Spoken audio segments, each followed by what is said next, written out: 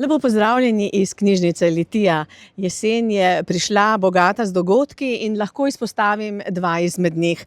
Poletavci in najpoletavci so projekt, ki je z nami že vrsto let. 23. septembra smo v Kulturnem centru Litija pripravili zaključno prireditev za poletavce. Letos je sodelovalo že 21 knjižnic. Zabaval nas je teater Cizamo, izžrebali smo nahrbtnik in bidon za poletavko ter knjigo in bon za Pustolovski park Geos za najpoletavko. Izžrebali smo tudi 9 bonov za Pustolovski park Geos. V projektu so nam pomagali starši, učitelji, šolske knjižničarke. Odziv je bil res velik. Sodelovalo je 96 poletavcev in 17 najpoletavcev. Vsem se zahvaljujemo za pomoč, mladim bralcem čestitke in hvala za sodelovanje. Hvala pa seveda tudi sponzorjem Hervisu, Mladinski knjigi in Pustolovskemu parku Geos. Nasvidenje prihodnje leto. Lani smo v knjižnici pričeli s projektom družinskega branja, ki smo ga poimenovali Kekčevo leto.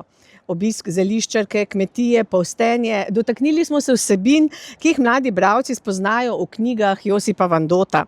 Letos smo projekt poimenovali Po stezicah domišljije. Prvo srečanje družin je bilo aprila na Tomazinovem pohodu. Drugo srečanje je bilo septembra, sprehod in iskanje predmetov v gozdu s kužki, tako imenovani mantrailing. Projekt smo zaključili v sredo, 15. oktobra v knjižnici Litija, ko nas je obiskala avtorica in pravljičarka Irena Cerar.